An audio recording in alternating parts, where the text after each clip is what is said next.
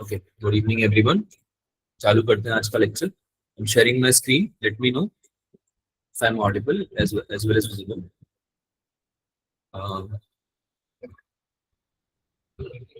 दिख रही है क्या स्क्रीन मेरी सबको? Yes Yes, sir. sir. Yes, sir. तो आज है ना ऑप्टिकल इंस्ट्रूमेंट्स का थोड़ा आइडिया ले लेते हैं। वैसे तो देखो ये चीजें है ना ज्यादा इंपॉर्टेंट है नहीं एग्जाम का पॉइंट ऑफ व्यू से। मैं आपको पहले भी बता चुका हूँ थोड़ा बहुत कि क्वेश्चन इनसे ज्यादा आते नहीं। पिछले 4-5 सालों में 1 से 2 क्वेश्चन ही आए, ठीक है, इस वाले टॉपिक से। ऑप्टिक्स से क्वेश्चंस आते हैं, ऑप्टिक्स से क्वेश्चन नहीं आते ऐसा मत समझ लेना, है ना, ये गलती मत करना। आप लोगों के ऑप्टिक्स से काफी क्वेश्चंस आते हैं, ठीक है। जो आपका इंपॉर्टेंट पार्ट है वो मैं आपको बता देता हूँ क्या क्या है। एक तो आप लोगों का जो स्टार्टिंग में आप लोगों ने इमेज फॉर्मेशंस पढ़ी थी, याद है? Yes, sir. इमेज फॉर्मेशंस है ना, वो इंपॉर्टेंट है, इमेज फॉर्मेशन से क्वेश्चन आते हैं। उसके अलावा हमारा हो गया रिफ्लेक्शंस और उसके एप्लीकेशंस, है ना, एप्लीकेशंस पढ़ते हैं ना रिफ्लेक्शन के, वो Yes, आते हैं, sir. है ना, उससे क्वेश्चंस आते हैं। और सबसे ज्यादा क्वेश्चंस आते हैं टीआईआर से और प्रिज्म से, ना, लेंस के अलावा। कौन कौन से टॉपिक बताए मैंने? TIR, Prism. prism, image formation, prism, है ना, रिफ्लेक्शन और इमेज फॉर्मेशन,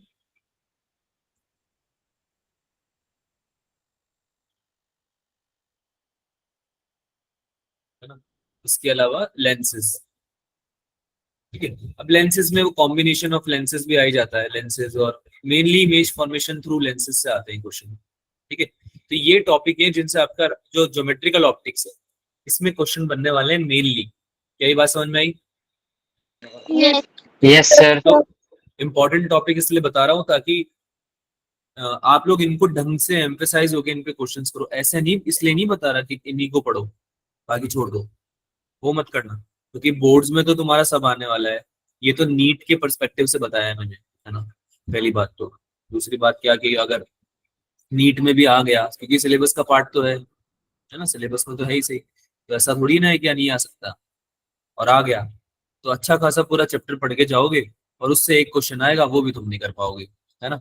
तो इंपॉर्टेंट चीजें क्यों बताई जाती है, इंपॉर्टेंट टॉपिक्स क्यों आपको बताए जाते हैं, ताकि आप उन पे थोड़ा एम्फेसाइज ज्यादा करो, है ना, उनके क्वेश्चन प्रैक्टिस थोड़ी ज्यादा करो बाकी टॉपिक से, है ना। उसका मतलब ये नहीं होता कि जो टॉपिक लेस इंपॉर्टेंट है या जिनसे क्वेश्चन नहीं आते पिछले 5 सालों में 10 सालों में कम आए, उनको आप छोड़ दो, ऐसा मत करना, है ना।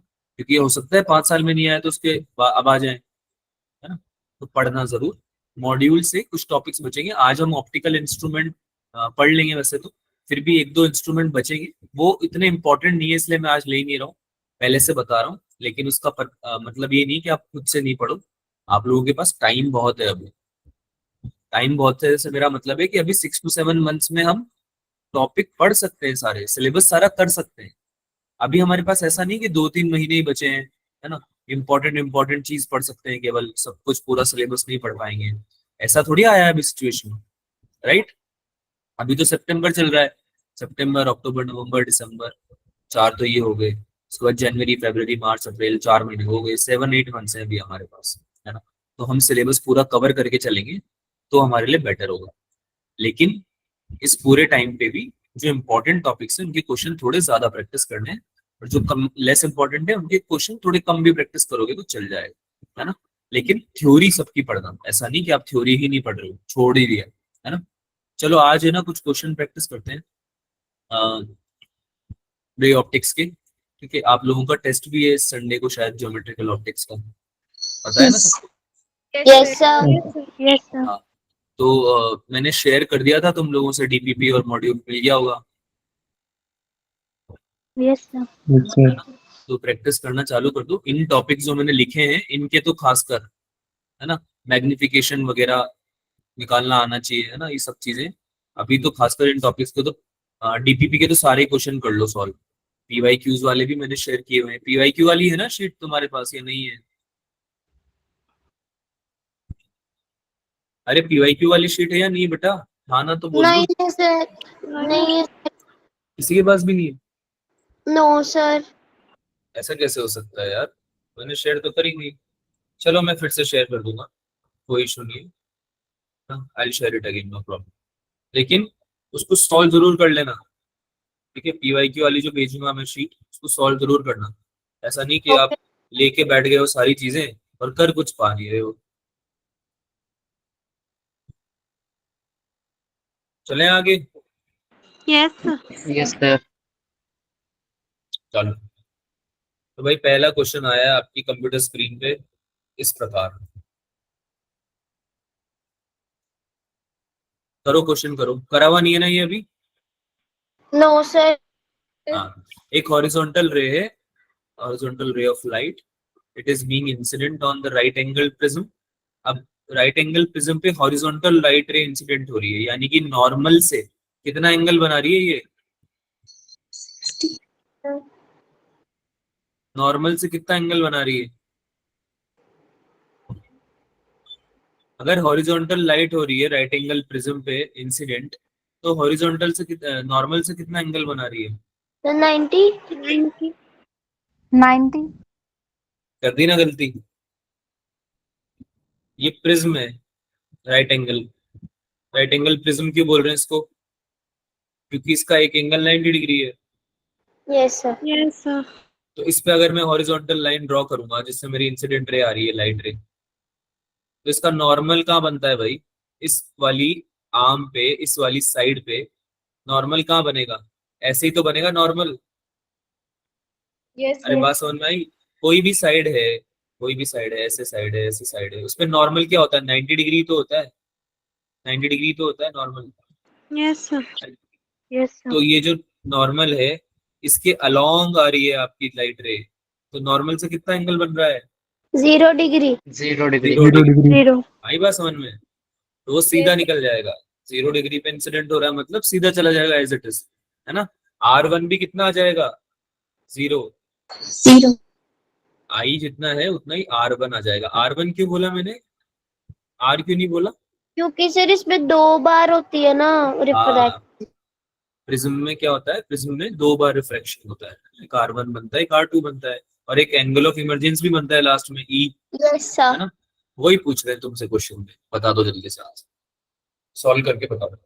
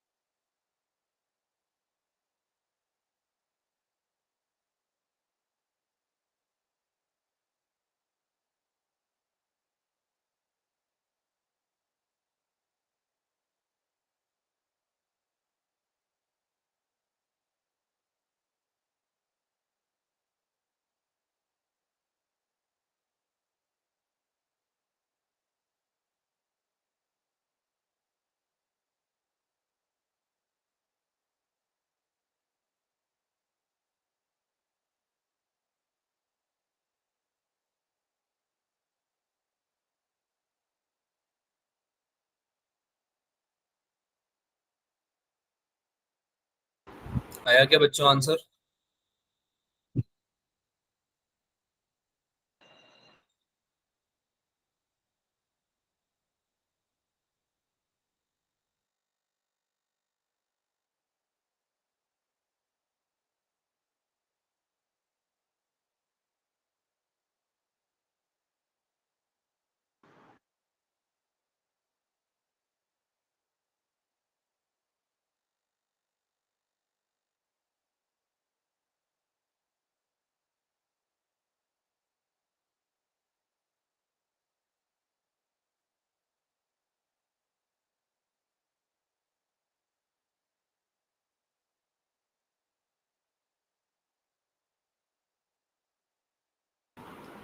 करें, डिस्कस करें? Yes, sir. Yes, sir sir. नहीं आ रहा, सर डिस्कस कर दो, सर नहीं आ रहा, सर नहीं आ रहा। हाँ लिख दो, सब लिख दो, नहीं आ रहा है ना। बिल्कुल भी मतलब ऐसा नहीं कि कोई क्वेश्चन सॉल्व करके बता दें सर को, है ना। क्या भाई, ऐसे कैसे चलेगा लाइफ में? अरे लाइफ में आए हो तो एक दो क्वेश्चन तो सॉल्व करके जाओ यार। नहीं करोगे? मुझसे करवाओगे? ठीक है। हाँ ना भी नहीं बोल रहे हो। Yes, sir. यस सर बोल रहे हो, हाँ सर आपसे ही करवाएंगे। करो आप सॉल्व। ठीक है करते हैं भाई। ये तुम्हारा एंगल ऑफ इमरजेंस बन रहा है। Yes sir. अरे हाँ ना। Yes, और ये बन रहा है R2। Yes sir. ए क्या होता है? Prism angle R1 plus R2। Yes sir. yes, ये sir. तो पता है ना। Yes sir. तो ये कितना हो जाएगा? 0 प्लस 6, 6 डिग्री।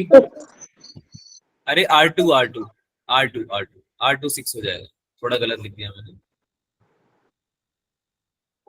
इसको यहीं पे कट कर देते हैं, इरेज करते हैं यार, कट नहीं करेंगे।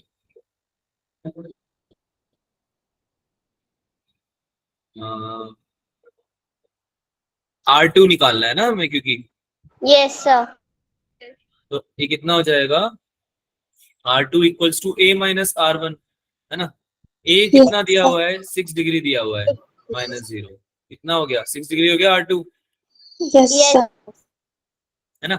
चलो अब तो बस कुछ नहीं बचा है लाइफ में, स्नेल्स लॉ लगा दो। कितनी बार बोला है, यूज ही नहीं करते हो। स्नेल्स भैया इतने बढ़िया फॉर्मूला देके गए और तुमको यूज करना ही नहीं है। क्या होता है भाई? N1 क्या होता sin है? R equals to N2 sin R. 1.5 into sine R2 into equals to 1 into sine E। ये हो जाएगा क्या?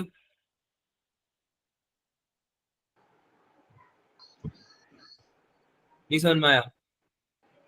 No sir. क्या बात कर रहे हो यार। 1.5, अरे ये बाहर का जो वातावरण है, ये आपका एयर ही तो है बाहर, Yes sir. Yes, sir. है ना। कुछ नहीं दिया हुआ तो एयर मान लेते हैं, ऑब्वियस सी बात है Yes. ना। तो भाई उसका क्या होता है? रिफ्रैक्टिव इंडेक्स 1 होता है। Yes, sir. Yes sir. N1 sin theta 1 equals to N2 sin theta 2। ये होता है स्नेल्स लॉ। Yes, तो sir. N1 Yes, हमने sir. प्रिज्म वाले को माना। तो N1 आपका कोई भी मान लो ना बेटा, अगर आप N1 को प्रिज्म वाला मान रहे हो तो आप एंगल भी वही लोगे ना जो प्रिज्म के अंदर बन रहा है। R2 ही Yes. तो बन रहा है अंदर। और N2 अगर आप एयर को मान रहे हो तो थीटा भी थीटा 2 भी तो E वाला ही लोगे जो बाहर बन रहा है, एंगल ऑफ इमरजेंस। Yes. तो फिर समझ में क्यों नहीं आया? हाँ भाई साइन E निकालना है। क्या हो जाएगा? 1.5 into sine 6 degree, right. Yes. और साइन 6 डिग्री कितना लिख सकते हैं? 6 डिग्री लिख सकते हैं स्मॉल एंगल अप्रोक्सीमेशन से। Yes sir. Sine 6 will be approximately equal to 6 degree, है ना। तो ये कितना हो जाएगा? साइन E 1.5 इंटू 6, 9 हो जाएगा, 9 डिग्री। तो E कितना हो जाएगा स्मॉल एंगल अप्रोक्सीमेशन से? 9 Yes. डिग्री। आंसर कितना आ गया? 9 degree. बताओ क्या डाउट है इसमें? सर मैं कर रही थी वो नहीं समझ आया कि A जो है वो 90 होगा कि 6 होगा, इसलिए अटक गई थी। बेटा देखो, बहुत आसान तरीका बताता हूँ, ट्रिक ट्रिक बताओ, ट्रिक। कोई भी प्रिज्म है ना, इसमें तीन तीन एंगल होंगे, राइट। Yes sir. अरे ये इसमें भी डाउट है क्या? तीन नो एंगल तो होंगे सर। ना। हाँ जी। तो तुमको अगर ये पता करना है ना कि कौन सा एंगल प्रिज्म एंगल है, तो ऐसे देखा करो। ये जो लाइट इंसिडेंट हो रही है, मान लो लाइट इस पे इंसिडेंट हुई है, इस पे इंसिडेंट होके और यहां से निकल रही है, अगर इधर से निकल जा रही है या फिर इधर निकल जा रही है, जिधर भी निकलेगी, तो ये कौन सी दो साइड है जिसपे कि आपका रिफ्रैक्शन हुआ है ना। आपका रिफ्रैक्शन जो हुआ है वो कौन सी दो साइड यूज आई है जिसमें प्रिज्म की। तो यहाँ पे हम देख सकते हैं कि एक तो ये वाली आई है और एक ये वाली आई है, हाँ। तो इन दोनों साइड के बीच वाला जो एंगल होगा ना, इसको लेना है। आई बात समझ में? सर थोड़ा सा रिपीट कर दो जो एंगल। यहाँ पे देखो इस क्वेश्चन में एक तो ये वाली साइड थी क्या जिसपे की लाइट इंसिडेंट हुई, यस सर। Yes, sir. और दूसरा वाला जो आपका रिफ्रेक्शन हुआ या फिर आपकी लाइट ने जो इंटरेक्ट किया वो इस साइड से किया, दूसरी वाली ये यस। साइड से इंटरेक्शन हुआ, तो इन दोनों के बीच में जो एंगल बन रहा है वो यही तो है। हाँ जी सर, आगे समझ। तो इसको आप क्या ले लोगे, prism angle. Okay sir. Pass on भाई, यस सर। Yes, sir. ठीक है, तो ये ट्रिक याद रख लेना। ट्रिक तो क्या है वैसे, ये फैक्चुअल भी प्रिज्म एंगल होगा उसको ही तो, तभी तो आप R1 प्लस R2 लिख पाओगे, ज्योमेट्री से तो निकाला था हमने, ये याद आ रहा है, A equals to R1 plus R2 हमने निकाला ही ज्योमेट्री से था, भूल गए तुम लोग है ना, प्रूफ भूल गए इसका है ना, एक बार मॉड्यूल में देखना फिर से, है ना, या ओके। नोट्स में देख लेना, ठीक है, उसमें ज्योमेट्री से आपको समझ में आएगा। ये जो आप एंगल निकालो ना, याद करो हमने बोला था कि एक एक्सटीरियर एंगल जो होता है वो इंटीरियर एंगल्स के सम के इक्वल होता है यस सर। Yes. है ना, Yes, sir. वो प्रॉपर्टी वाली यूज करके निकाला था ना हमने, Yes, sir. ए का रिलेशन R1 और R2 से, ठीक है, आई और ई और R1 और R2 इन सब का रिलेशन निकाला था, तो ए equals to R1 plus R2 उससे निकलता है, तो उससे भी हमें पता चल जाता है कि भाई ए जो होने वाला है वो अपने आप वही एंगल होगा जहाँ पे आपका R1 और R2 दोनों यूज आ रहा है बेसिकली, R1 और R2 जिसमें बन रहे हैं, जिस साइड पे बन रहे हैं, ठीक है। चलो आगे मेरे ख्याल से इसमें तो दिक्कत नहीं आएगी, अगला क्वेश्चन कर दो। क्लास लीव क्यों कर रहे हो भाई, कौन है ये जो क्लास लीव कर रहा है?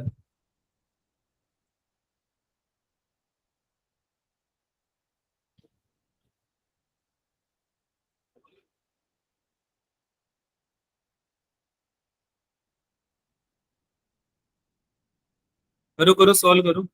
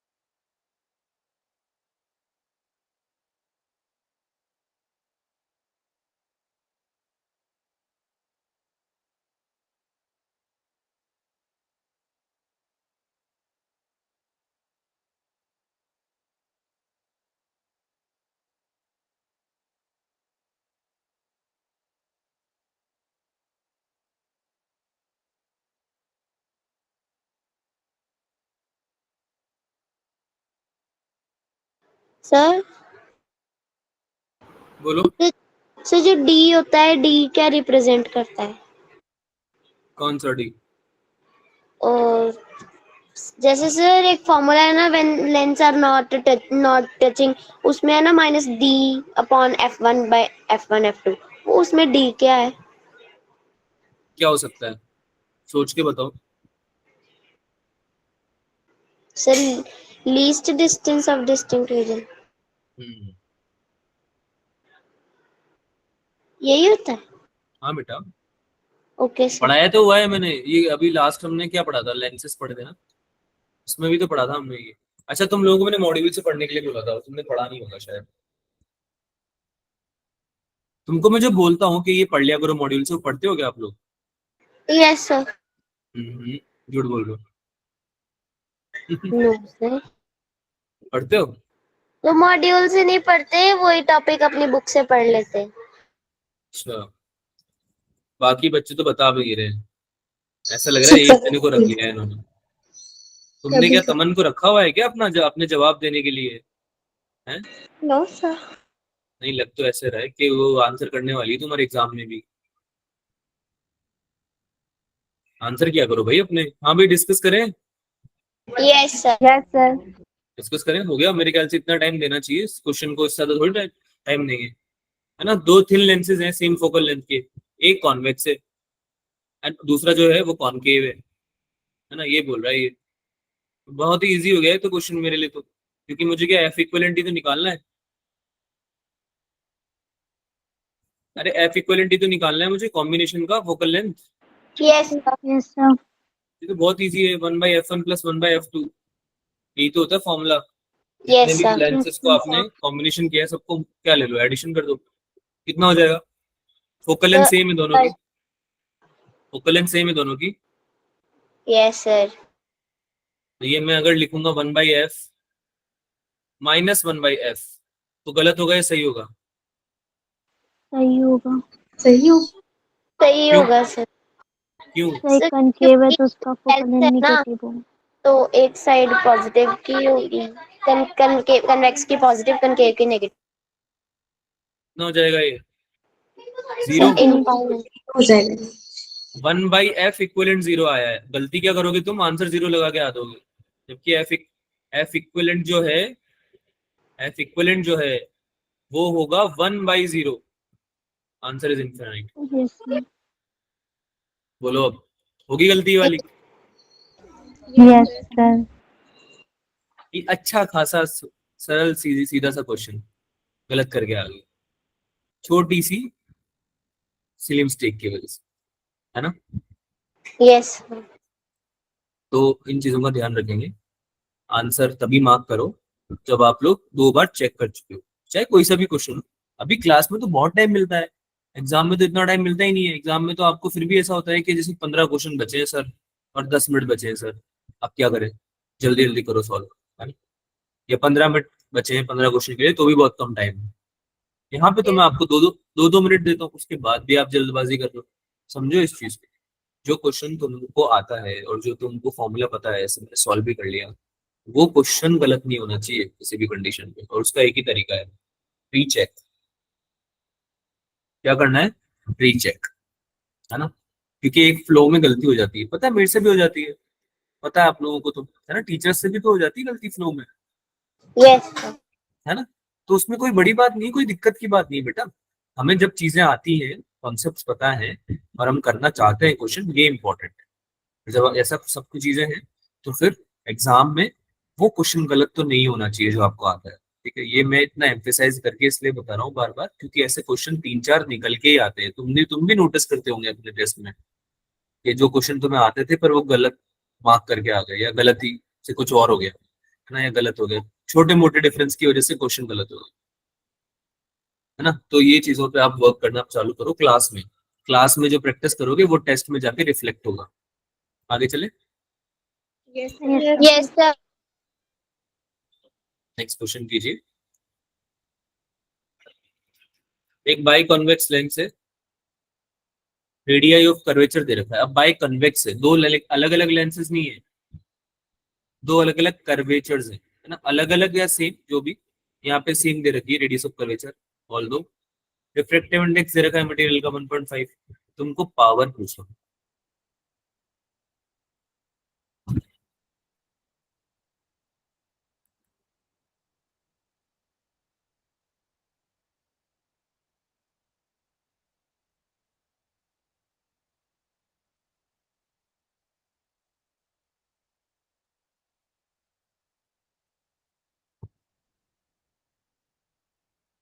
करो करो सॉल्व करो।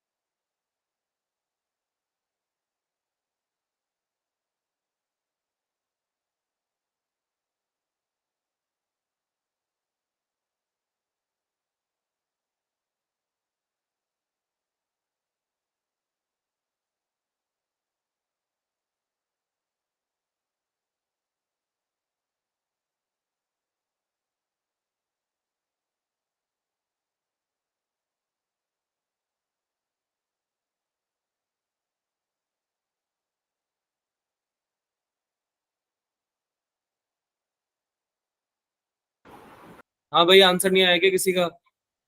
अच्छा, डिस्कस ही कर लें। नहीं आया भाई, तभी तो डिस्कस बोल रहे हो। सर ऑप्शन सी आ रहा है। ऑप्शन सी आ रहा है। Yes sir. ठीक है, डिस्कस करते हैं फिर, और क्या।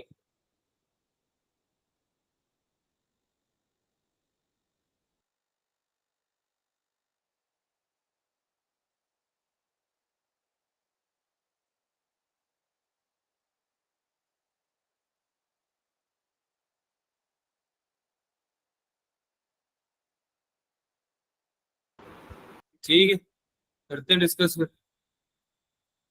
तो भाई पावर ऑफ लेंस जो होता है 1/FM होता है क्या? यस लिखा था। और इसका यस फॉर्मूला क्या होता है? Mu relative -1 yes Yes, sir. 1/R1 -1/R2, यही होता है क्या? Yes Yes, sir. sir.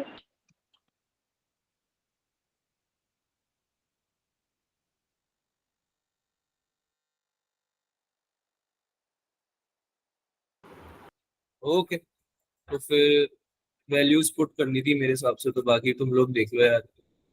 मेरे हिसाब से तो वैल्यूज पुट करनी थी, तो हो जाना चाहिए था। म्यू की जगह क्या रख दूंगा मैं? 3/2 रख दूंगा। यस अरे सर। 1.5 है ना मटेरियल का, Yes, 1.5 sir. इक्वल्स टू 3/2 ही तो होता है, एक ही तो बात है ना। और 1/R1 तो पॉजिटिव लेते हैं, तो एक कर्वेचर हो गया 1/20, राइट।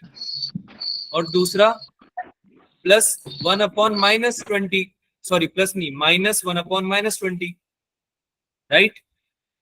Yes sir. तो ये हो गया 1/2 मल्टीप्लाई बाय 1/20 प्लस 1/20, है ना। कितना हो जाएगा ये? 1/2 1/FM 1/20। अरे नीचे का 2 से ऊपर का 2 कट गया ना, yes, कट हो sir. गया ना यस ये, सर। इससे ये एलसीएम लेके जो आएगा। तो यस पावर सर। कितना आ गया बच्चों? अच्छा, ये 20 20 क्या है? नहीं, 20 डायप्टर लिख के आओगे, मुझे पता है। तुम 20 डायप्टर, ये गलत है। पता है क्यों? रीजन पता है? यस क्या रीजन है यस बताओ? सर। क्योंकि जो तुम्हारा एफएम आया डायरेक्ट है। अरे एफएम आया है बेटा, एफएम आया है 20, तो पहली यस बात तो यस Sir. सर। क्या है? एफएम एफएम 1/FM की। हाँ, और दूसरी बात 20 सेंटीमीटर है ये। Yes sir. Yes sir. Power होता है 1/F, तो 20 इंटू 10⁻²² हो जाएगा क्या? Yes sir. Yes sir. Yes ये सर। 10⁻²/20 हो जाएगा। ये होता है +5 डायप्टर। Sir. अब बोलो, कोई डाउट है क्या? No no sir. समझ में आया क्वेश्चन? यस यस बेटा सर। जब Yes, दो कर्वेचर होंगे ना, दो कर्वेचर होंगे, तो हमको यही फॉर्मूला लगाना है 1/FM वाला। यही तो पढ़ा है हमने, दो कर्वेचर होते हैं तो। ये डिराइव भी किया था ना हमने लेंस मेकर फॉर्मूला से। भूल गए हो क्या आप लोग? Yes sir. थोड़ा थोड़ा थ्योरी भी रिवाइज करते रहा करो, क्योंकि कई बार क्या होता है, क्वेश्चन इसलिए भी समझ में नहीं आते, सॉल्व भी नहीं होते इनफैक्ट, क्योंकि हमने थ्योरी रिवाइज नहीं करी होती। क्या ये बात सबको समझ में आ रही है? यस यस है सर। ना। कुछ ना कुछ थ्योरी रह जाती है, इसलिए क्वेश्चन नहीं हो पाते। तो एक बार कॉन्सेप्ट, थ्योरी, फॉर्मूला ये रिवाइज करते रहा करो। एक बार क्लास से पहले बेटा कितना टाइम लगता है? 5 to 10 मिनट्स लगता है। अच्छा, सब में करने की जरूरत भी नहीं पड़ेगी, मतलब करना चाहिए, मैं यूं नहीं बोल रहा नहीं करना चाहिए। अच्छी बात है अगर आप कर पाते हो तो, बायो, केमिस्ट्री, फिजिक्स सबके लिए। लेकिन अगर आप नहीं भी कर पाते हो तो फिजिक्स में बेटा क्वेश्चन सॉल्व करने के लिए तो बहुत जरूरी है कि आप पढ़ गया हो पहले से, है ना। एटलीस्ट आप फॉर्मूला रिवाइज कर लो। अच्छा, जल्दी भी होता है केमिस्ट्री में, अगर आप रिवाइज करके जाओगे तो आपको फिर भी एक बार के लिए थोड़ा ज्यादा टाइम लग जाएगा, है ना। रिएक्शंस वगैरह याद करनी पड़ती है, देखना पड़ता है कि कैसे आता है, उसको मेमोराइज करने में टाइम लग जाता है। लेकिन फिजिक्स में क्या करना है? एक बार फॉर्मूला देखना है कि भाई ये फॉर्मूला आया कहाँ से और लगाना कहाँ पे। अगर ये समझ में आ गया कि आया कहाँ से और लगाना कहाँ पे, तुम्हारा बस हो गया काम। 60-70% न्यूमेरिकल्स आप ऐसे ही सॉल्व कर दोगे अगर ये दो चीजें पता है तो।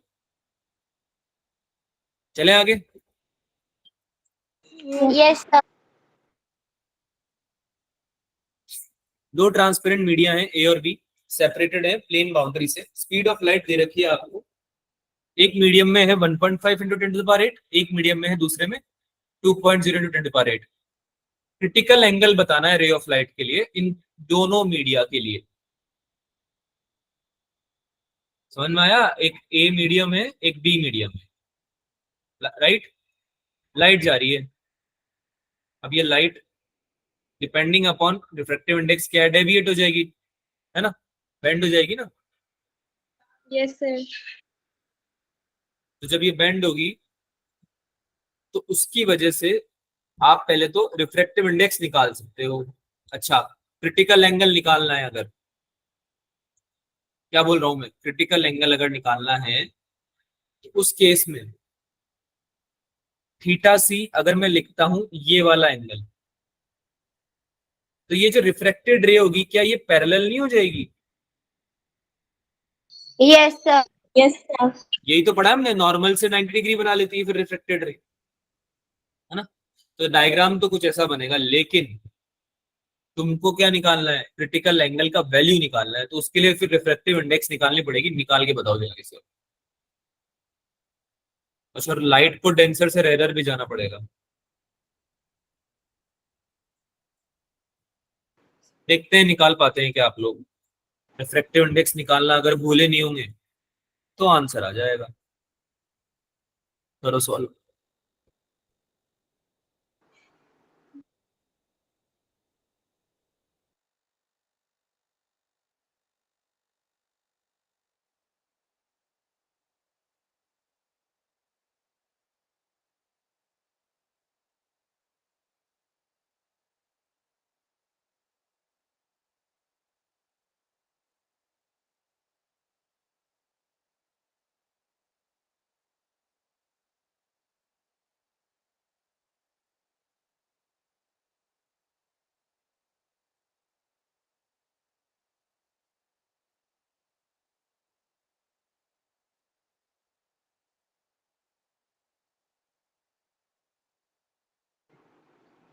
सर पर इसमें तो हमें कोई भी उसकी वैल्यू ही नहीं दी है, और रिफ्रैक्टिव इंडेक्स की। स्पीड ऑफ लाइट का मतलब क्या होता है? रिफ्रैक्टिव इंडेक्स का फॉर्मूला क्या होता है पहले ही बताइए आप। रिफ्रैक्टिव इंडेक्स का फॉर्मूला क्या होता है? NI/NR।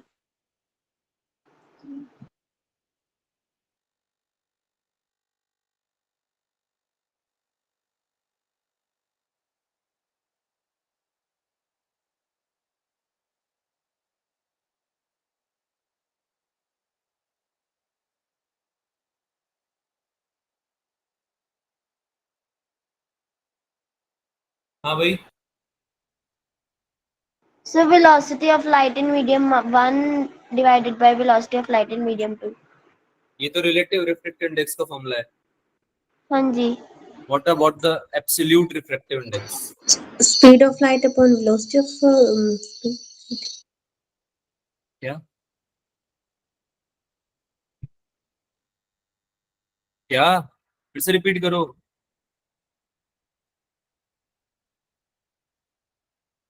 आवाज नहीं आ रही है बेटा। उस मीडियम में जितनी उसकी वेलोसिटी ऑफ लाइट है उतना ही रिफ्रैक्टिव इंडेक्स होता है। वाह वाह वाह वाह वाह वाह, मजा ही आ गया। एब्सोल्यूट रिफ्रैक्टिव इंडेक्स का फॉर्मूला ही भूल गए हम। 10th क्लास में पढ़ा था और 12th में फिर से रिपीट भी किया था। सर वो तो नहीं होता velocity of light in vacuum upon velocity of light in medium. फिर ए का क्या हो जाएगा भाई? Speed of light in vacuum upon speed of light in medium A. Medium 3 into 10 to the power 8 divided by 1.5 into 10 to the power 8। कितना आ गया answer? 2। 2 mu B कितना हो जाएगा? c upon velocity in B medium क्या होता है? 3 into 10 to the power 8 हो गया speed of light in vacuum, divided by 2 into 10 to the power 8 metre पर सेकंड हो गया मीडियम में। कितना आंसर आया? 1.5 1.3 है। 1.3 1.5। क्या बात होगी बेटा? 3/2 1.3 कब से हो गया? हाँ अच्छा सर ठीक है। हाँ, मैं ये बोल रहा हूँ कि म्यू ए म्यू बी तो ऐसे निकालोगे, ये तो एब्सोल्यूट रिफ्रैक्टिव इंडेक्स हो गई, लेकिन आपको निकालना क्या है? Critical angle. मैंने कितनी बार समझाया है, आई निकालना हो, आर निकालना हो, थीटा सी निकालना हो, थीटा निकालना हो, कुछ भी निकालना हो, एंगल ऑफ इमरजेंस निकालना हो, एक चीज हमेशा यूज करनी है। कौन सी चीज है वो? Snell's law. Snell's law. तो क्या भूल क्यों जा रहे हैं इस बात को हम बार बार? हाँ, ये पसंद नहीं है क्या तुमको स्नेल्स नाम? अरे कुछ प्रॉब्लम है क्या, पर्सनल प्रॉब्लम है क्या स्नेल से? No, No, sir. तो फिर लगाते क्यों नहीं हो भाई? लगाओ ना इसको, लगाओ। अब तो मैं ही कर देता हूँ, ठीक है? ओके नहीं, अब मैं करूंगा। इधर देखो, म्यू ए साइन थीटा सी, क्योंकि म्यू ए यानी कि ए जो आपका मीडियम है उसमें आपका क्रिटिकल एंगल बन रहा है, राइट? Yes, हाँ sir. जी, बोलो हाँ जी। Yes, sir. Yes, sir. Yes, sir. और म्यू बी में आपका बन रहा है कितना, sine r. Yes, sir. Refractive angle of refraction, mu A की वैल्यू अभी अभी निकाली है 2 साइन थीटा सी, तो आपको निकालना है। और म्यू बी की वैल्यू निकाली है 1.5। साइन आर की जगह पता नहीं क्यों मैं साइन 90 लिखने वाला हूँ। अब तुम बताओ, तुम्हें समझ में आया क्या? आ गया है सर।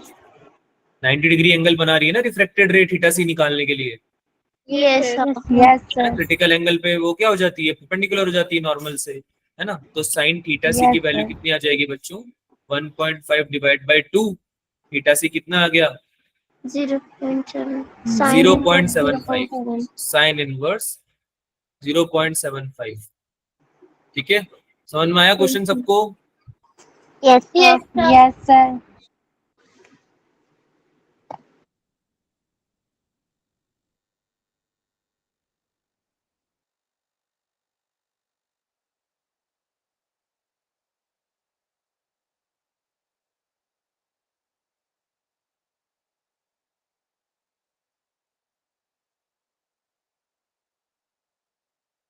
ठीक है, फिर आगे चलें। ये वाला तो हो गया, ये हो गया आंसर इसका। मेरा क्या नेटवर्क बड़ा इशू कर रहा है आज। मेरी आवाज आ रही है बच्चों? Yes, sir. Yes, sir. Yes, sir. Yes, sir. चलो भैया आगे चलते हैं। नेक्स्ट क्वेश्चन करो, नीट में आया है 2021 में, बड़ा इजी क्वेश्चन है, ध्यान से समझो। इसमें भी जो आपका लाइट इंसिडेंट हो रहा है वो एंगल बना रहा है 90 डिग्री आपकी इसके साथ, सरफेस के साथ में। तब आप लोगों को समझना है कि ये नॉर्मल इंसिडेंट है, इंसिडेंस है, या हॉरिजॉन्टल रे है या नहीं है ना? और अंदर जब रिफ्लेक्ट करेगी तो फिर ये एंगल कितना बनाएगी। ठीक है, लगाओ दिमाग, लगाओ, आंसर बता दो मुझे।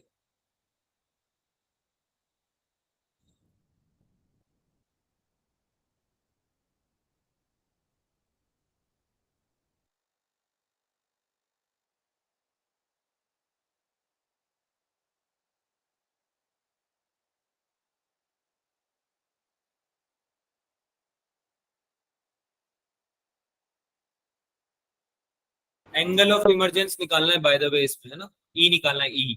तो एयर का बाहर 1 ले लेना, है ना? बाहर जब लाइट आ रही है ना बाहर से और बाहर जा रही है, ई भी तो बाहर ही है, क्योंकि उसको एयर एयर ले लेना, एयर का 1 ले लेना, रिफ्लेक्टेड इंडेक्स। चलो जल्दी से आंसर बता दो अब।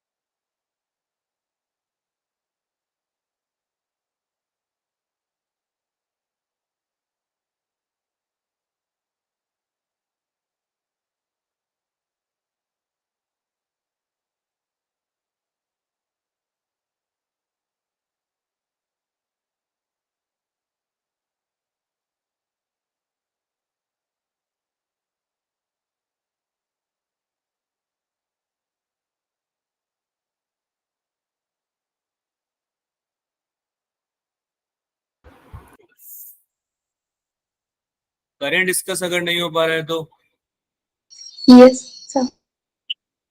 लिख दिया करो ना बेटा, चैट में क्यों नहीं लिखते हो? हम्म,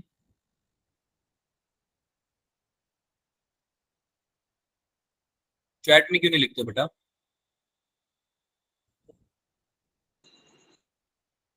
करें डिस्कस करें? Yes, sir. ठीक है, अब समझो, अभी अभी समझाया है। अगर ये 90 डिग्री पे है से सरफेस से, तो नॉर्मल से तो अभी भी 0 डिग्री बना रहा है, यस सर। Yes, sir. तो ये ऐसे आ जाएगा क्या सीधा? Yes sir. है ना, बेंडिंग होगी नहीं Yes, लाइट sir. की, और सीधा आएगा तो इसी सरफेस पे गिरेगा, ऐसा तो है नहीं कि सीधा आएगा तो यहाँ नीचे गिर जाएगा दूसरे सरफेस पे, यहाँ तो जाएगा नहीं, है ना, इस पे जाएगा। अब इस पे जाएगा तो इस पे नॉर्मल कुछ ऐसा बन रहा है ना, और ये रिफ्रैक्शन होगा इसका, अभी फ्रॉम द नॉर्मल जाना चाहेगा, ये कहीं ना कहीं ऐसे कुछ बनना चाहेगा, तो ये एंगल ऑफ इमरजेंस है, निकालना चाहते हैं आप, है ना, और ये एंगल ऑफ रिफ्रैक्शन हो गया आपका दूसरा R2। अच्छा, R1 तो 0 है, yes right, sir. Yes, sir. और एंगल ऑफ प्रिज्म कितना है? 60 डिग्री। तो 30 degree Ye- sir. Angle of prism कितना है? 60 डिग्री। सर Yes, कैसे sir. 30 नहीं आएगा? यस सर बोल देना हर बात पे। सर 30 आएगा। एक ही बच्चा है जो कि मना कर रहा है, बाकी सबने तो यस सर बोल दिया था। अरे ये वाला होगा ना एंगल ऑफ प्रिज्म, तो अभी यस तो सर। समझाया है, जो दो साइड इन्वॉल्व होंगी रिफ्रैक्शन में, उन दोनों के बीच का एंगल लेना है, राइट। Yes sir. तो ये 60 डिग्री है अगर, और ये 90 है, तो ये वाला कितना हो जाएगा? 30 डिग्री। 32. तो 60 नहीं होगा, ये कितना होगा? 30 डिग्री। ठीक है, अब तो सॉल्व हो जाएगा, R1 plus R2, 30 equals to 0 plus R2। R2 कितना आ गया भाई? 30 डिग्री। 30 डिग्री। क्या लगा दूंगा? Sir Snell's law. लगाया क्यों नहीं फिर? √3 इंटू साइन R। हाँ जी। हाँ जी, हाँ जी, सॉल्व नहीं करेंगे, हाँ जी हाँ जी बोलेंगे हम बस, है ना। कितना आया बच्चों? R2 की जगह क्या रख दूंगा? Sir sine 30 degree. 3 degree. हाँ, √3 इंटू साइन 30 कितना होता है? साइन 30 तो 1/2। √3/2 आ गया, तो हाँ E कितना आया? 60 degree. Sine inverse. Sine E equals to √3/2 आया है ना यस सर। बेटा, साइन E इक्वल्स टू √3 आया है, तो E की वैल्यू तो 60 डिग्री है।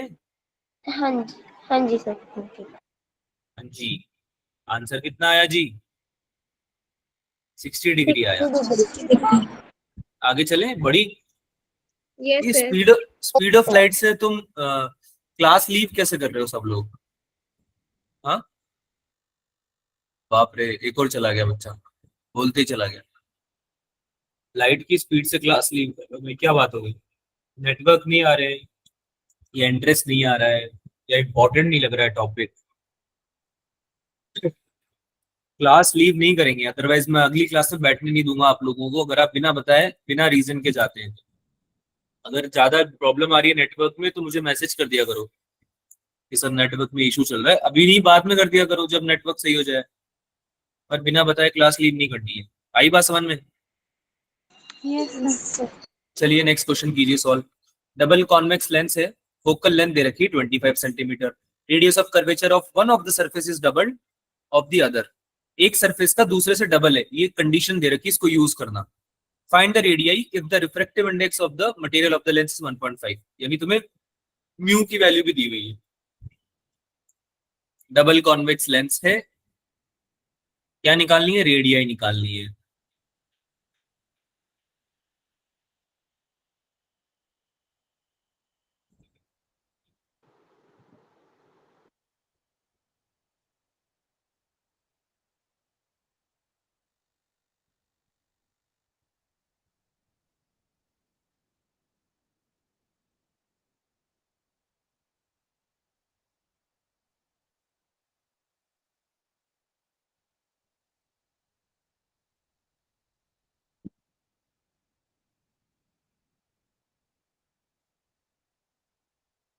बेटा लेंस मेकर फॉर्मूला भूल गए हैं क्या हम?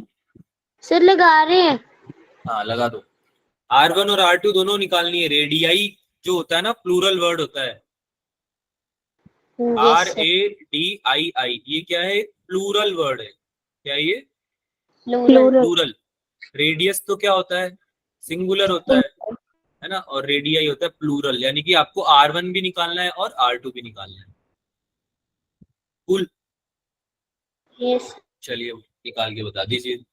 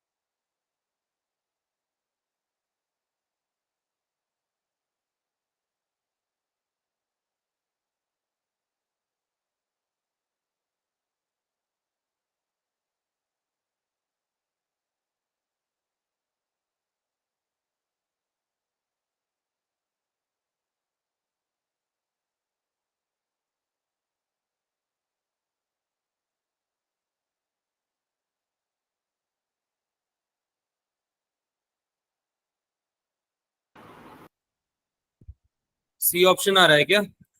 Yes sir. Yes, sir. बेटा डिस्कस लिख देना, जब अगर नहीं हो पा रहा हो तो डिस्कस लिख देना, ताकि हम कर सके डिस्कस, और या फिर आंसर लिखो।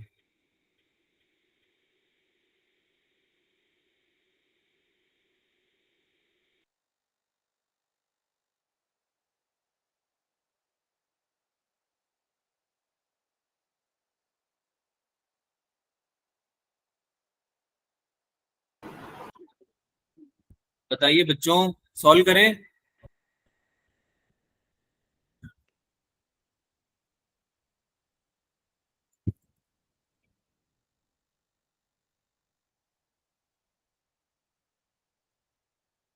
ओके। हाँ भाई।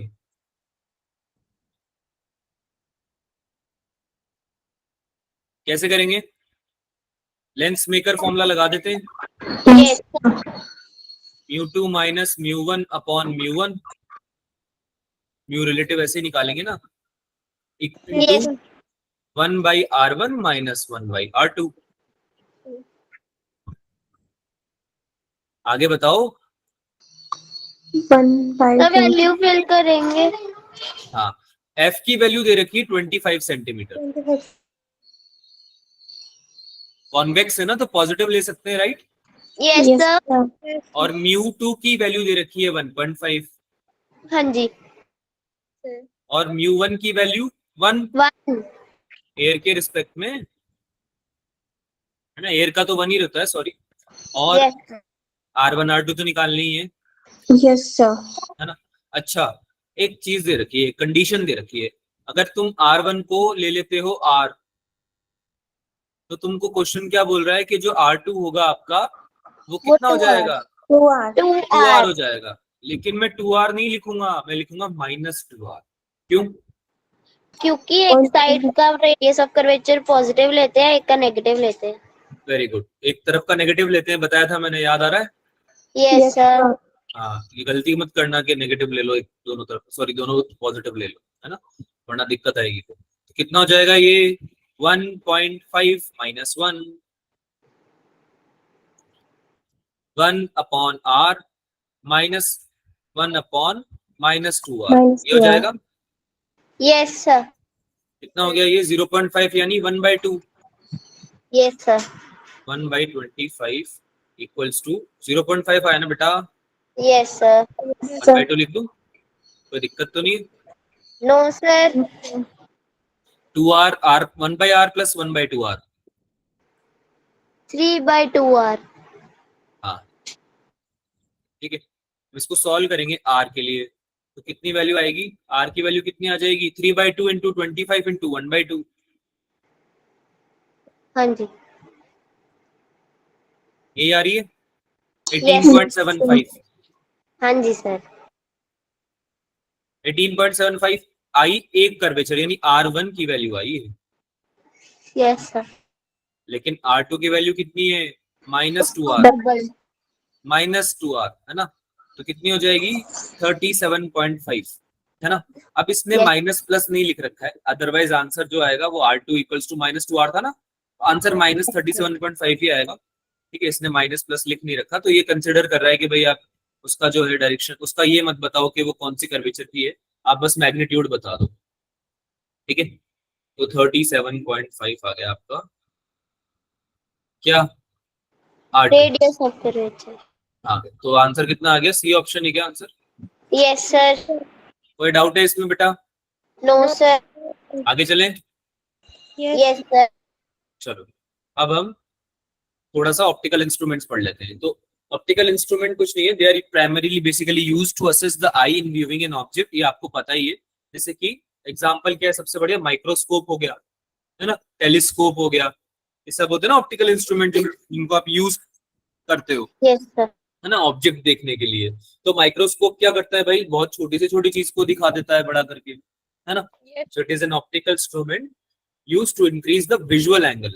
Basically, when you increase the visual angle of neat objects यानी बहुत tiny objects which are too small to be seen by naked eye. तो जब आप visual angle बढ़ा देते हो तो आपका क्या हो जाता है, ऑब्जेक्ट विजिबल हो जाता है, राइट राइट, यस सर। है ना। सिंपल माइक्रोस्कोप का थोड़ा सा फंक्शनिंग देख लेते हैं। Normal human eye can focus a sharp image of an object in the retina of the image is located anywhere between the infinity to certain point called near point, यानी कि अगर infinity से लेकर अगर near point तक आपका object located है D तक, तो आप देख सकते हो, यस सर। क्लियरली देख सकते हो, राइट। आगे क्या बोल रहा है, if you move the object closer to the eye then the near point perceived retinal image becomes fuzzy. अगर ऑब्जेक्ट और पास में जाएगा तो आपको थोड़ा धुंधला धुंधला दिखता है ना, blurry blurry, yes sir. Fuzzy सा। For an average viewer the near point is 25 centimetre, ये तो हमको पता ही है कि एवरेज व्यूअर के लिए तो ये होता है। When the object is at the eye's near point, it images on the retina is large as it can be and still be in focus. यानी कि आपका ट्राई तो यही करता है लेंस, अगर और पास में आएगा ना तो इमेज बड़ी बनने लगेगी एकदम, है ना। यस देखो सर। कभी ऐसा तुम्हारा पेन या पेंसिल को पास लाके देखो, इमेज तुम्हारी आंखों के सामने ब्लरी भी होती जाएगी और बड़ी भी बनने लगेगी ना, क्योंकि वो अकोमोडेट करने का ट्राई करेगा आपका आई लेंस। ठीक है, तो अगर आप ध्यान से समझो, the apparent size of an object is determined by the size of its image on the retina. If the eye is unaided, this size depends on the angle theta naught. Angle theta naught जो है वो कौन सा angle है, जो angle आपका बना रहा है ऑब्जेक्ट आपकी आई के साथ में, है ना। ये ऑब्जेक्ट है मान लो, तो ये आई के साथ में जो एंगल बना रहा है वो क्या है, थीटा नॉट, है ना। Subtended by the object at the I called angular size, इसको क्या बोलते हैं हम, एंगुलर साइज। अब एंगुलर साइज जो होता है उस पर डिपेंड करता है कि आपको दिखेगा नहीं दिखेगा क्लियरली, है ना। तो कई बार हमें नहीं दिखता है, बहुत ही छोटी चीज होती है, मान लो एंगुलर साइज का कम हो जाएगा, कब कम होगा, थीटा नॉट कब कम होगा, जब आपका ऑब्जेक्ट छोटा सा हो, बिल्कुल बिल्कुल छोटा सा, है ना। अरे हाँ या ना। Yes sir. ऐसे केस में फिर हमको क्या चाहिए होता है, एक माइक्रोस्कोप चाहिए होता है ना, बेसिकली लेंसेज के यूज से, लेंस को यूज करते हैं ना माइक्रोस्कोप बनाने में, सिंपल माइक्रोस्कोप ना, कंपाउंड माइक्रोस्कोप। तो इसको क्या करेंगे हम, एक लेंस को यूज करेंगे, उसको माइक्रोस्कोप में कन्वर्ट करेंगे और उससे हम क्या करेंगे, अपना एंगल बढ़ा लेंगे, एंगुलर साइज बढ़ा लेंगे। ये बात समझ में आई। Yes, sir. देखो यहाँ पे जैसे हमने लेंस यूज किया सेकंड वाले डायग्राम में, ऑब्जेक्ट तो देखो कितना छोटा सा है, दिख रहा है ऑब्जेक्ट सबको, कितना छोटा सा ऑब्जेक्ट है। Yes sir. लेकिन इसको हमने लेंस की हेल्प से क्या कर दिया, ऐसा लगा रहा है पैरेलल रेज में आ रहा है ये, है ना, इन्फिनिटी से आ रहा है, ऐसा बना दिया हमने। तो आपकी आई में जो लाइट रेज थी उसका एंगुलर साइज क्या हो गया, बढ़ गया, तो आप अच्छे से देख पा रहे हो अब उस ऑब्जेक्ट को, राइट, Yes, sir. है ना। काफी बड़ी इमेज बन गई, क्योंकि इतनी छोटी सी इमेज थी और तुमने क्या किया, लेंस की हेल्प से उसको ऐसा प्रोजेक्ट कर दिया कि वो इन्फिनिटी से आ रहा है ऑब्जेक्ट, है ना। तो तुम्हारे आंखों के सामने बहुत क्लियर इमेज बनने लगी, दिखने लगा। If the image is formed at infinity, normal adjustment बोलते हैं इसको। तो क्या होता है, the virtual image is most comfortable to view when it is placed at infinity, है ना। अगर इंफिनिटी पे प्लेस हो कोई चीज तो ज्यादा कंफर्टेबल होगा देखना। अरे बात समझ में आ रही है? जितना तुम दूर लेके जाओगे ऑब्जेक्ट को, Yes, sir. तुम्हारी जो अकोमोडेशन है वो क्या हो जाएगी, बेटर हो जाएगी ना, देख पाओगे। आई जो है रिलैक्स हो जाएगी, सिलियरी मसल्स रिलैक्स हो जाएंगी ना, जबरदस्ती उनको कॉन्ट्रैक्ट नहीं करना पड़ेगा। This means that the object is placed at the focal point of the magnifier. In this case we find angular magnification. तो इसमें जो मेन गेम है वो है एंगुलर मैग्निफिकेशन निकालने का। एंगुलर मैग्निफिकेशन या इसको मैग्नीफाइंग पावर भी बोलते हैं, एम से रिप्रेजेंट करते हैं इसको। ये होता क्या है बेटा, ये समझो पहले। It is defined as the ratio of the angle subtended by the image at the eye to the angle subtended by the object. बात समझ में आई?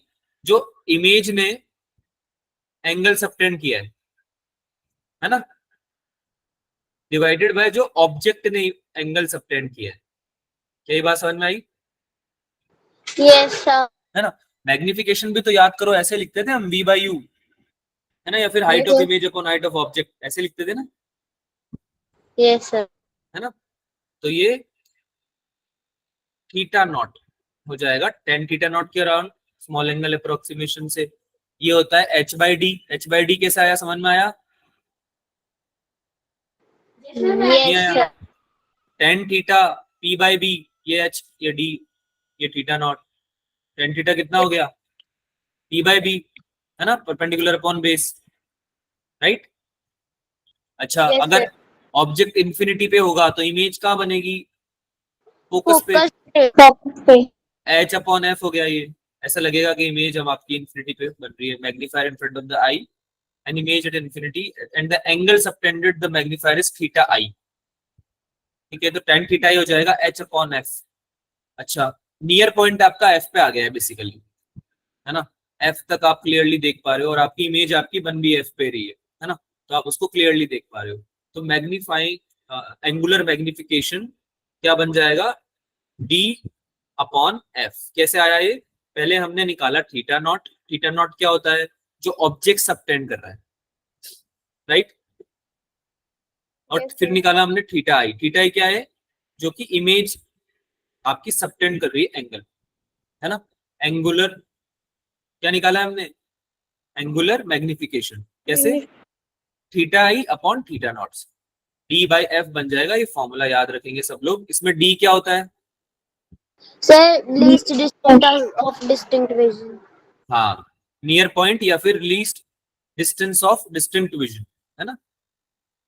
और एफ क्या है यहाँ पे, फोकल लेंथ। हाँ, कर ले, ठीक है। सर हाँ बेटा, सर थीटा आई वाला दोबारा बताना। थीटा आई आपका वो एंगल है जो आपकी इमेज सबटेंड कर रही है। इमेज जो सबटेंड कर रही है वो है थीटा आई, ठीक है। तो ये देखो, फर्स्ट वाला केस तो तुम्हारा था थीटा ओ वाला, थीटा नॉट वाला, है ना? Yes sir. इसमें तो सिंपल ऑब्जेक्ट है और वो सबटेंड कर रहा है थीटा नॉट। समझ में आया ये तो? Yes sir. थीटा आई क्या है, थीटा आई क्या है, थीटा आई है जब तुम्हारा जो ऑब्जेक्ट है वो है तो यहाँ पे एफ पे ही, इमेज तुम्हारी ऐसा लगेगा कि इंफिनिटी से आ रही है, लेकिन बन कहाँ पे रही है, वो एफ पे, क्योंकि हमने लेंस का यूज किया है। तो थीटा आई एंगल कौन सा है, थीटा आई एंगल वो है जो इमेज बना रही है। बात समझ में आई, यस जो सर। इमेज बना रही है आप, है ना। तो ये देखो, थीटा आई बना रही है इमेज आपकी, ये थीटा आई है। Yes light sir. रेज आ रही है ना, लाइट रेज जहां से आ रही है आंखों में, है ना, आईज में, क्योंकि देख तो तुम वहीं से रहे हो, है ना। सेकंड केस में आपका थीटा आई बन गया। तुमको बस ये याद रखना, ये फॉर्मूला, और कुछ इंपॉर्टेंट नहीं है। ये फॉर्मूला भी कोई अलग से नहीं आया है, तुमको ऑलरेडी पता है। इमेज जितना एंगल बना रही है डिवाइड बाय ऑब्जेक्ट जितना एंगल बना रहा है ना। डी तुम्हारा हो गया नियर पॉइंट, एफ हो गया फोकल लेंथ। तो ये फॉर्मूला अगर याद रहता है तो आधे से ज्यादा क्वेश्चन तो हो जाएंगे सॉल्व। आगे चलें। Yes. If the image is at image is formed at near point, अगर इमेज आपकी नियर पॉइंट पे बन जाए, अगर नियर पॉइंट पे ही इमेज बन जाए आपकी, तो क्या होगा, the linear magnification m for the image formed at the near point by simple microscope can be obtained by using the relation m equals to h dash upon h equals to v by u, और इसको आप simplify करके लिख सकते हो 1 minus v bye f। ये कहाँ से आया, यहाँ से हमने फॉर्मूला उठाया डी बाई एफ वाई, है ना, 1 माइनस बी बाई एफ। ये तो फॉर्मूला वैसे भी होता ही है, F minus B upon F. ये मैग्निफिकेशन का फॉर्मूला लिखाया था मैंने, याद आ रहा है? Yes Yes, sir. है ना, ये मैंने लिखाया भी था फॉर्मूला, अगर याद नहीं है तो अब याद रख लेते। तो इसमें हम क्या करेंगे भाई, h is the size of object, h dash is the size of image. अभी मैं डायग्राम के थ्रू भी समझाऊंगा। ये देखो, यहाँ तुम्हारा ऑब्जेक्ट रखा था, अरे यहाँ पे ऑब्जेक्ट रखा था, Yes, sir. यस और सर ये नियर पॉइंट से छोटा डिस्टेंस था u। देखो u यहाँ पे क्या है, लेस देन d है, यस सर तो दिखेगा क्या क्लियर ये बिना माइक्रोस्कोप के? नहीं दिखेगा। नो सर तो माइक्रोस्कोप लगा देते हैं। ये देखो माइक्रोस्कोप लगाया, जैसे ही लगाया तुम्हारा क्या हो गया, इमेज पीछे चला गया। ये देखो, यस सर अब तुमको क्या लगेगा बेटा कि ऑब्जेक्ट तुम्हारा यहाँ पे रखा हुआ है, दूर रखा हुआ है, नियर पॉइंट पे ले गए तुम इमेज को। बात समझ आ रही है? इमेज को कहाँ ले गए आप, नियर पॉइंट पे ले गए, आगे ले गए, है ना, किसकी हेल्प से, माइक्रोस्कोप की हेल्प से। क्या ये बात समझ में आई? Yes, yes sir. Sir confuse मत हो। देखो ऑब्जेक्ट जहाँ रहता है, तुम्हारी इमेज जो बनती है वो वहीं तो बनती है। तुमको ऐसा लगेगा ना कि जहाँ ऑब्जेक्ट रखा हुआ है वहीं से आ रहा है, लाइट रेस तो वहां से आ रही Yes, है ना। sir. तो नेकेड आई से अगर आप देखोगे तो तुम्हारी इमेज भी उतनी डिस्टेंस पे बनेगी जितनी डिस्टेंस पे ऑब्जेक्ट रखा हुआ है, राइट। Yes, sir. लेकिन जब आप बहुत पास में ले आते हो किसी ऑब्जेक्ट को, पास में अगर ले आते हो तो आपका नियर पॉइंट से जब पास में आ जाता है तो ब्लरी विजन हो जाता है, क्योंकि दिखता नहीं ऑब्जेक्ट। तो जब आप माइक्रोस्कोप का यूज लोगे, माइक्रोस्कोप क्या चीज है, लेंस ही तो है। तो लेंस क्या Yes. करता है, बेंड कर देता है लाइट को, है ना, लाइट रेज को चेंज कर देगा उसका जो प्रोपोगेशन है। तो लाइट रेज ऐसा लगेगा पीछे से आ रही है थोड़ी और, है ना। तो इमेज का हमारी कहाँ शिफ्ट हो जाएगी, ऑब्जेक्ट को शिफ्ट नहीं कर रहे हैं अभी हम, ऑब्जेक्ट तो तुम्हारा एक्चुअली रखा हुआ है ना वहां पे यू पे। Yes, sir. ऑब्जेक्ट को हिलाया क्या किसी ने? No No, sir. सर नहीं। लेकिन इमेज जो बन रही है उसको हमने शिफ्ट कर दिया, किसकी हेल्प से, लेंस की हेल्प से लेंस की हेल्प से। ये पहले भी हम यही कर रहे थे। तो अब हमारा जो इमेज है वो आ गया है नियर पॉइंट तक, डी पॉइंट तक आ गया है। अब हमें साफ साफ सब कुछ दिखेगा, राइट। यस सर इतना समझना आपके लिए बहुत काफी था।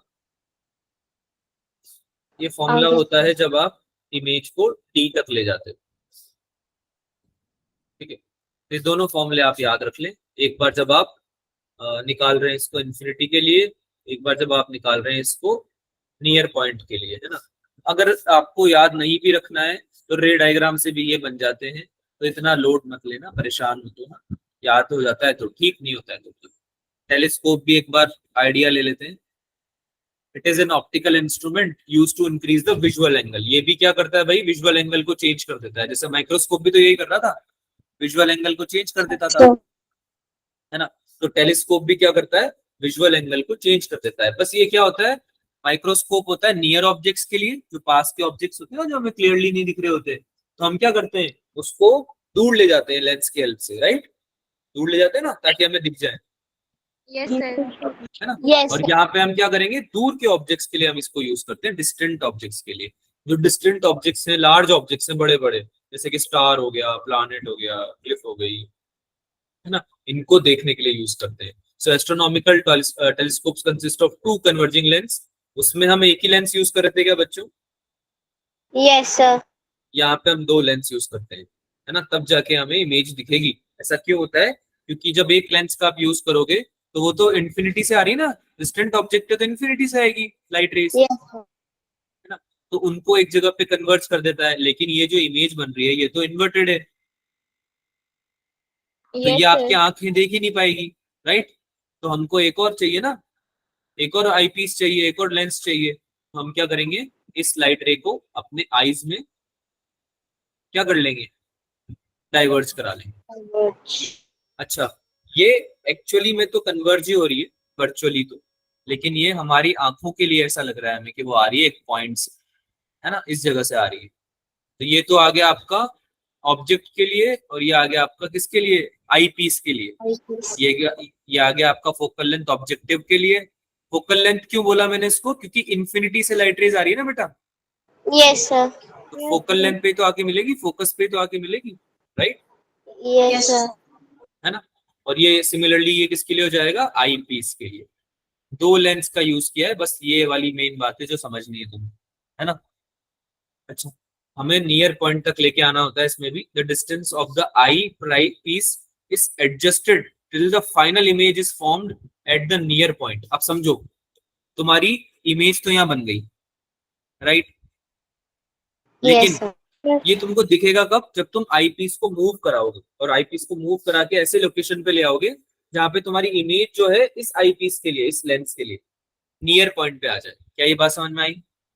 यस नियर पॉइंट पे आते दिख जाएगा वो, है ना, दिख जाता है हमको नियर पॉइंट पे क्लियरली, ठीक है। इसलिए इसको नॉर्मल एडजस्टमेंट भी बोलते हैं। आई पीस को हमें एडजस्ट करना पड़ता है। कभी किसी ने यूज किया तुम में से टेलीस्कोप? कभी यूज किया, देखा है कभी? बड़ा फैसिनेटिंग होता है, मैंने ये देखा है। आप लोग भी देखना कभी अगर मौका मिले तो।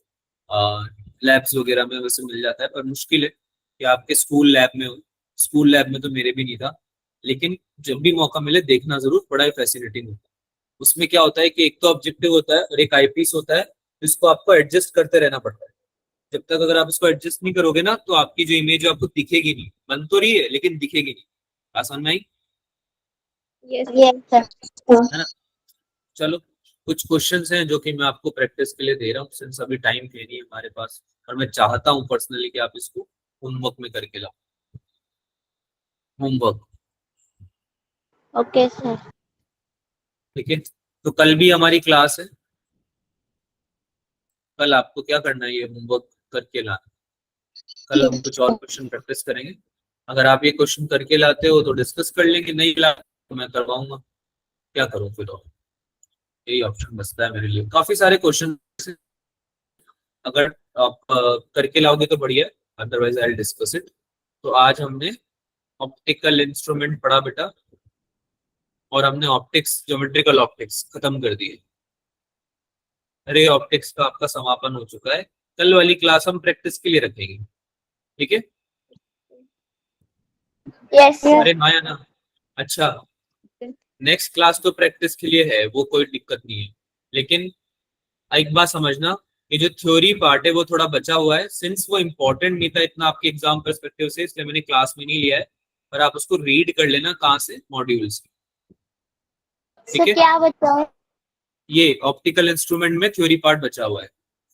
कुछ ओके टेलीस्कोप है ना, कंपाउंड माइक्रोस्कोप हो गया, है ना, ये आपका एस्ट्रोनॉमिकल टेलीस्कोप हो गया। तो वो एग्जाम पॉइंट ऑफ व्यू से इंपॉर्टेंट नहीं है, पर मॉड्यूल में दिया हुआ है तो आप उसको पढ़ सकते हो, ठीक है।